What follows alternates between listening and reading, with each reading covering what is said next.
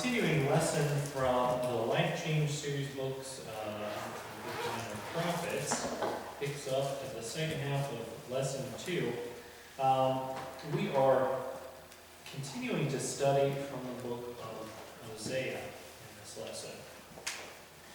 Hosea is probably one of the best examples of the diversity of topics and methods of delivery of lessons that we can find in the scripture. And maybe that's an understatement. I don't think there's another book in the Bible that uses such extreme imagery or methods to get a prophet's point across. Hosea starts out by marrying a prostitute after all, and God doesn't really require that of very many other people. We're looking then at a question not of the content only, but the delivery of the message that's being given to us. And on that point, chapter 4 starts with some interesting imagery, and not something that's unfamiliar to us from a New Testament perspective. The New Testament, in addition to many parts of the Old Testament, uses what we might call legal language or sort of courtroom proceedings as an image of what the interaction between God and the sinner is like.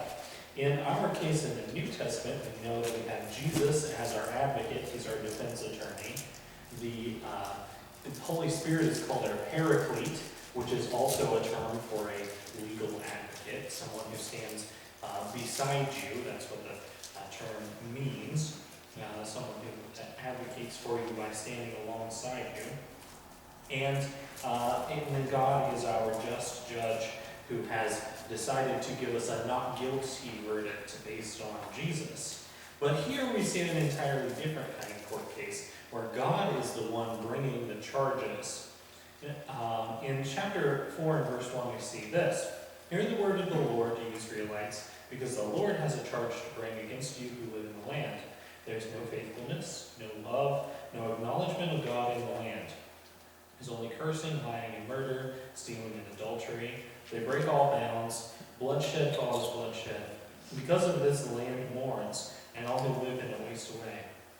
The beasts of the field and the birds of the air and the fish of the sea are dying. But let no man bring a charge, let no man accuse another. For your people are like those who bring charges against a priest. You stumble day and night, and the prophets stumble with you. So I will destroy your mother. My people are destroyed from lack of knowledge. And I also reject you as my priests, because you have ignored the law of your God. I also will ignore your children." So we see here that God is putting out some of the details of his case against them. This is what they're being prosecuted for. The first verse itself has basically the three main charges, and then we have the details of how those charges were carried out, right? No faithfulness, no love, and no acknowledgement of God are demonstrated in all of these other qualities that they have. That they curse, they lie, they murder, they steal, they commit adultery. All of these things that not only break the Ten Commandments and violate what God wants them to do, but these are all things that also affect other people. And we're looking at people who have completely turned themselves away from the God who had commanded them to behave in a certain way if they were going to keep the promised land.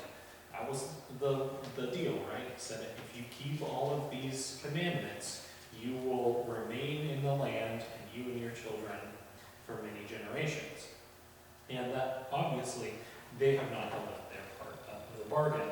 And then we arrive at verse 4 of this section, and it says, "Let no man bring a charge, and let no man accuse another." So God is saying, I'm the one who's going to bring the charges here, because there's nobody guiltless. There's no one fit to make any accusations against each other. You're all guilty. You're all going to be put in together with this. And while it may be more hyperbolic than actual here, I mean, we've got Hosea, who presumably is fit to accuse somebody. He's God's mouthpiece here. But it does remind me of Sodom and Gomorrah, for example, where Abram at that time bargains with God and says, if I can find just, 10 good people to spare the whole city, so that Lot will have someplace safe to be, so, a city to live in, and he keeps narrowing that number down until it's just Lot and his family. It reminds me of that episode of Scripture there. So the punchline out of all of this is God is now the one who's bringing the charge, and he is also the judge against these people. And they are not fit to bring any charges against one another. They're all guilty. And so God is going to dole out punishment. One more point on that, and then I'll get your comments on it. Both what we read there in verse 6 and continuing on to verse 7 indicate that there's a spiritual leadership problem in the country. Now, part of that comes down to they were conducting improper worship of God himself. You'll remember that the northern kingdom of Israel, which is what we're mostly dealing with here, has the problem of idol worship mixed with the worship of God. Jeroboam practiced that idol worship, and he compelled all the rest of Israel to do it. But generally, there's this problem of they say that they're worshiping God, but they're not going to the temple. They say they're worshiping God, but they don't do it in a way that's in congruence with his plan that he set out in the law. And they also mix in the worship of the local idols and the Baals. So the spiritual leadership has failed on two fronts in that way. So any comments or questions on what we've read so far? I think we're going to find as we continue through this book that Hosea is God's mouthpiece is going to fall on deaf ears. It takes a few years to find out what the result will be. It will be just exactly what Hosea said. Absolutely. And that happens a lot, right? There are plenty of times throughout the history of God's people where they get a messenger and they don't listen to it. Jesus included. Let's go ahead and look at, if there are no further comments, that is.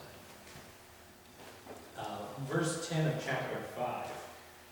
And this ties into what we were just reading, because we're talking about the leadership problem again here in chapter 5 and verse 10. Judah's leaders, Scripture says, are like those who move boundary stones. I will pour out my wrath on them like a flood of water. Okay, so let's talk about what a boundary stone is for a second. This isn't just like my fence posts on my personal piece of property, so you don't come over into my field and get trampled on my crops or whatever else. A boundary stone is one of the stones that was set up for the boundary of the territories of the different tribes. So if I move a boundary stone because I want my farm to be a little bit bigger, or my grazing lands or whatever, it to be a little bit bigger, I'm not just disrupting my neighbor. I'm basically moving the border of a country. I'm defrauding the whole other tribe that's on the other side of that by moving the boundaries. And so the reason why that's a problem is it's not just something that affects other people, it's a sin that harms other people, but you can take, this sacred tradition, this one thing that, you can do whatever you want. You can cross over that boundary stone, put some of your field on the other side, borrow it from your neighbor, bring your flocks across and graze on the other side of the hill, and nobody's going to care. But if you move that stone, then suddenly you've taken somebody else's inheritance and their kids' inheritance and everything on down the line. And for what? It's a sacred birthright being taken away by theft And boundary stones also represent the mutual understanding of God's covenant with his people between other people. It is a way to say, God gave us these portions of the land, so I respect you as my countrymen by leaving these monuments behind, and we have a mutual understanding that this is where this rock is supposed to be. But if I move it, it's a disrespect to my brother, and it's also a disrespect to God as well. And symbolically, it's these leaders are coming in, and they are taking what they want with disregard to God and to the people around them for oppression, for greed, and for and committing oppression, greed, and idolatry. These boundary stones represent the covenant between God and man and the violation that's going on there. And we see the oppression going on in verse 11 that I mentioned there. And this is all within a passage where God is promising retribution for this kind of activity. This sort of malpractice on the part of the leaders. Any comments or questions on that verse in this section?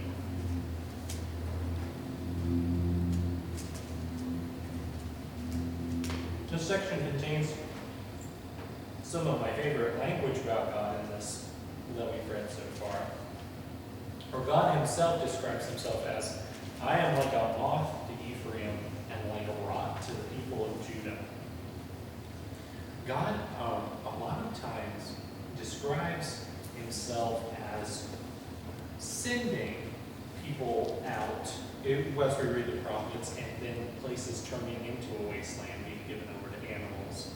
He sometimes says that he will bring renewal. Later on in chapter 6, and just a few verses down, the people in the prophecy says God is like, spring rains, he's like winter rains before the restoration. But here, God says of himself that he is like a moth that eats away and destroys, and rot that, tears down, destroys, and ruins things. And what an interesting position and image to put into the minds of these people that he is rebuking. That they're not going to experience necessarily, as we see in other places, swift destruction of a storm or, a sword or whatever else, but the slow decay of rot and moth. That God is going to pull their wealth and their standing and their all of their strength away from them over time by this sort of decay. Any comments or questions on that part?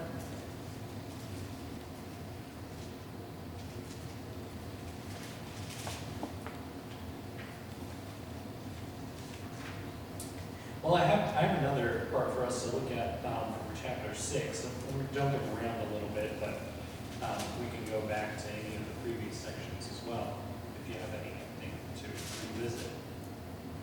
But one of the questions on page 30 of the book was, what is the significance do you see in the prophecy of chapter 6 and verse 11? That's the final verse of chapter 6. And it really continues and isn't really a final thought until a finished thought there until verse 2 of chapter 7. So we'll start with verse 11. Also for you, Judah, a harvest is appointed. Whenever I would restore the fortunes of my people, whenever I would heal Israel, the sins of Ephraim are exposed and the crimes of Samaria revealed. They practice deceit, thieves break into houses, bandits rob in the streets. But they do not realize that I remember all their deeds. Their sins engulf them. They are always before me. Now, the significance that I immediately pulled out of that was that it made me think of a passage from the Gospel of Matthew where Jesus is talking to his disciples. Well, actually, he starts out by talking to a larger group, and then he explains what he said to his disciples. Well, let's look at Matthew 13 and verse 24 to start. Jesus is sitting and talking to a large crowd by the lake here in chapter 13. And he starts out by preaching from a parable. Then he preaches the parable of the sower. And then he gives an explanation of that parable. And then we get to verse 24 and he tells another parable. But he doesn't give the explanation of this until later when he's only with his disciples. So verse 24, here's the parable of the weeds. You might know it from the King James parable of the tares. Jesus told them another parable. The kingdom of heaven is like a man who sowed good seed in his field. While everyone was sleeping, the enemy came and sowed weeds among the wheat and went away. When the wheat sprouted and formed heads, the weeds also appeared. The owner's servants came to him and said, "Sir, didn't you sow good seed in your field? Where then did the weeds come from?" "An enemy did this," he replied. And the servants asked him, "Do you want us to go and pull them up?" "No," he answered, "because while you are pulling the weeds, you may root up the wheat with them. Let both grow together until the harvest. At that time, I will tell the harvesters, first collect the weeds and tie them in bundles to be burned. Then gather the wheat and bring it into my barn." And then the explanation begins in verse 36 of the same chapter. Then he left the crowd and went into the house. The disciples came to him and said, "Explain to us the parable of the weeds in the field." He answered, "The one who sowed the good seed is the Son of Man. The field is the world, and the good seed stands for the sons of the kingdom. The weeds are the sons of the evil one, and the enemy who sows them is the devil. The harvest is the end of the age, and the harvesters are angels. As the weeds are pulled up and burned in the fire, so it will be at the end of the age. The Son of Man will send out his angels, and they will weed out of his kingdom everything that causes sin and all who do evil, and they will throw them into the fiery furnace where there will be weeping and gnashing of teeth. And then the righteous will shine like the sun in the kingdom of their Father. He who has ears, let him hear." We get more parables after this, and the significance of those in the context of this chapter. I actually had a sermon on earlier this year, I believe, or maybe it was late in 2020, or 2021, I meant to say. This is 2023. Okay, so it was either last year or the year before. Regardless, it wasn't too long ago in my mind. The point of this the parable we're looking at here, though, and the immediate connection to what we were looking at there in chapter 6, verse 11, I hope shows up to you. Chapter 6, verse 11 again for our memory says, "As for you, Judah, a harvest is appointed." So the harvest is not "Oh, Judah, I'm going to bring in these great crops. I'm going to give you a bountiful harvest, Judah. I'm going to give you everything you need." Now, Judah is what is being harvested in the context of this particular passage. And God is right in the middle of saying that he's going to punish them, to remove the wicked, and then he is going to, after that point, restore goodness. And we've got that sort of that little verse 11 sandwiched in between those 2 points. That there's bad things happening immediately above that. Sort of in verse 8 is a good example. It says, "Gilead is a city of wicked men, stained with the footprints of blood." And then we see down at the bottom, of verse 11 on to chapter 7, that they're doing all of these bad things. And we get into that passage we talked a little bit about on Sunday, where it says their hearts are like an oven. They're burning with the desire to do evil. So the passage we're looking at here is very similar to this parable that's almost a prophecy of the end times as well from Jesus, right? That he's saying, this is what it's going to be like. Son of Man will return, the angels will take the evil out of the kingdom, and the good will remain. The wheat will be taken into the barn, while the tares, the weeds, will be burned. Any comments or questions on that section?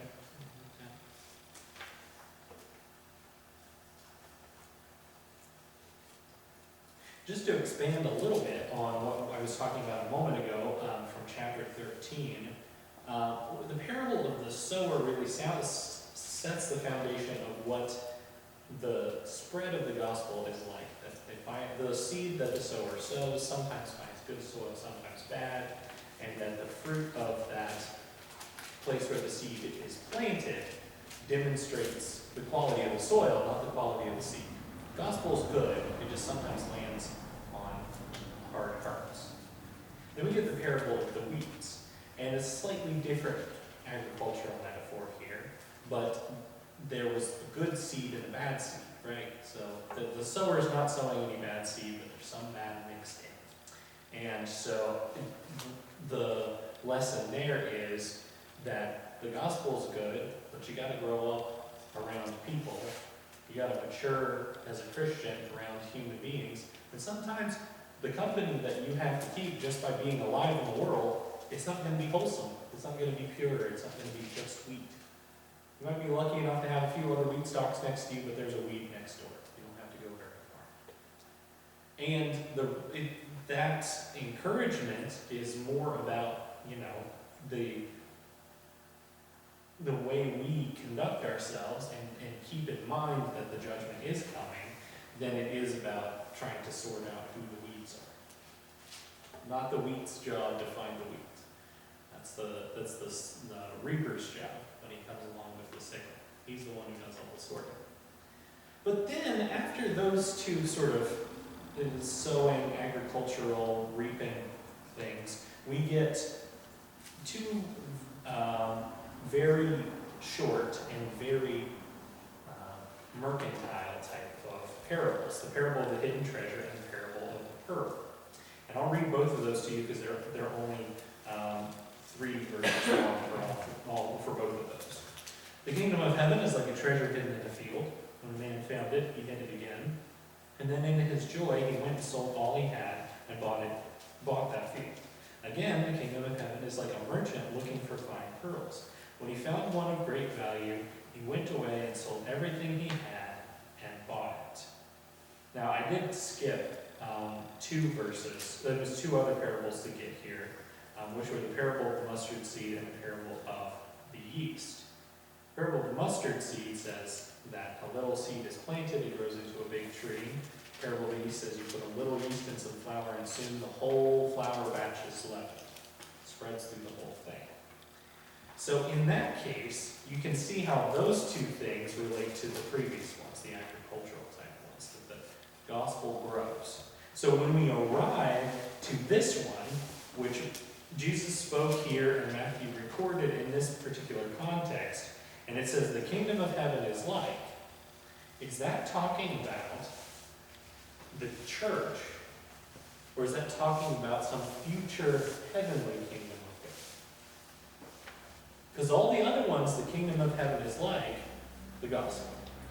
That was the kingdom of heaven, how God interacts with people. But when we get to these 2 verses, is it the same kingdom of heaven? Well, if we get to the parable of the net, it makes it clear. Once again, the kingdom of heaven is like a net that was let down into the lake and caught all kinds of fish. When it was full, the fishermen pulled it up to the shore. They sat down and collected the good fish in baskets and threw the bad away. This is how it will be at the end of the age. The angels come and separate the wicked from the righteous, throw them into the fiery furnace, where there will be weeping and gnashing of teeth. And so we have another gospel is the net. It brings some people in, and then God does the sorting and gets rid of the unworthy that got, brought up with the rest of the worthy. The suitable fish with the unsuitable fish. So in the context of that, the kingdom of heaven is like a treasure or like costly pearl. God is the man in that story who went and found the treasure. And he sent Jesus to pay the price to get it. We are the treasure in the story. We're the pearl. God paid a heavy price to acquire us for himself.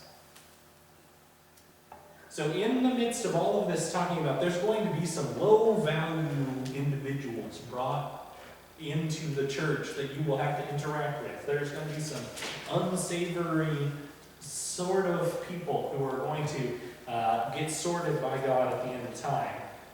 Jesus pops in these two little parables that say, but you're really important and God is paying a high price to make this happen. This is something that he values greatly. Now that we've read that about the church, let's go back to Hosea.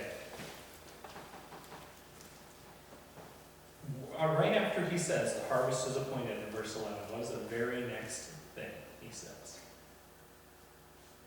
Whenever I would restore the fortunes of my people, whenever I would heal Israel, the sins of Ephraim are exposed and the crimes of Samaria revealed. There was going to be a time when the Lord will come, the day of the Lord will occur, and the sins of the people will be exposed. They're going to be sifted out, they're going to be sorted, and the sinful will be punished. And verse 13 makes that clear as well. Verse 13 of chapter 7 says, woe to them because they've strayed from me, destruction to them because they've rebelled against me. I long to redeem them, but they speak lies against me. I mean, there's an entire sermon right there in that second half of that verse. I long to redeem them.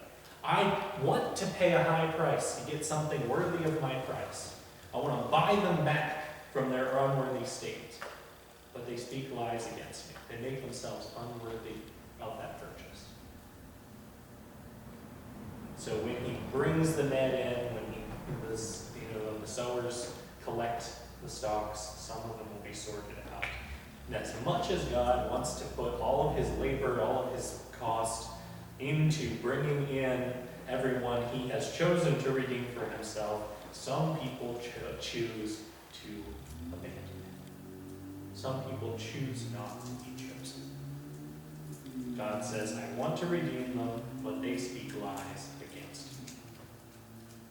They're the ones who have rejected me. Any comments or questions on that section?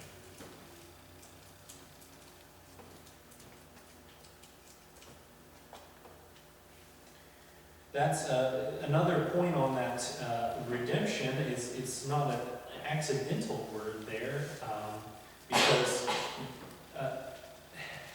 Hosea has to go and buy back his unfaithful wife in chapter 3. Remember that part? That his wife went out, was unfaithful to him, and he had to go pay a price to get his prostitute wife back. Now, I don't have any context for how much money that was, but he redeemed her from that situation. So when God is talking about you're adulterers, you're adulterers, you're adulterers, you've been cheating on me, and then he says, but I want to buy you back.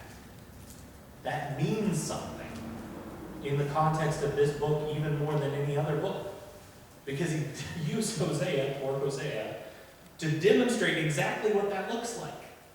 You've been running around on me, but I want you back. I'll pay what I gotta pay. Just come back to me.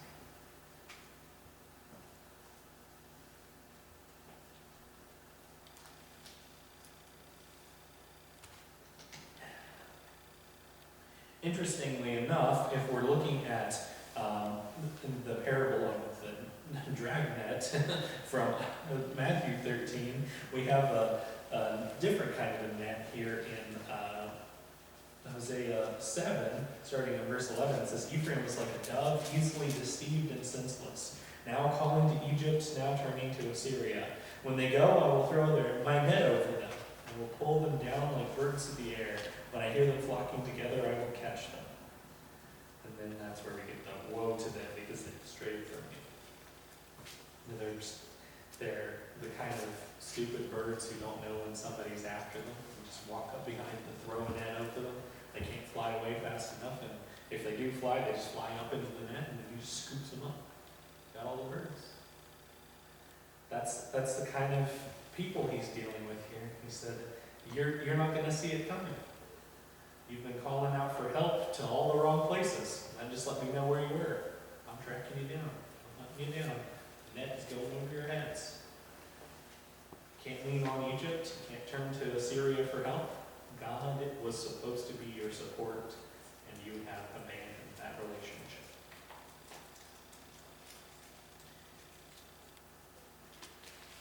There's honestly so much in this chapter that I didn't pare down what I wanted to say, but I just focused from the beginning because I knew that there was I could just go into the whole study Bible thing and just hop around from verse connection to verse connection because there's so many similarities in other passages. The editors of this chapter even started us off reading a passage from Jeremiah. As soon as I read that, I was like, no, we're not doing Jeremiah right now. I'm just going to skip that. I'm not even going to read the question and move on. So if that was a good and pertinent question, I'm sorry for depriving you of it, but I felt like we got a lot of other things to talk about. Any other further comments or questions at this time? Well, if not, in just a few moments, we will sing a song of invitation. And if anyone is in need of support from the church, whether that be prayers or baptism, we offer that opportunity.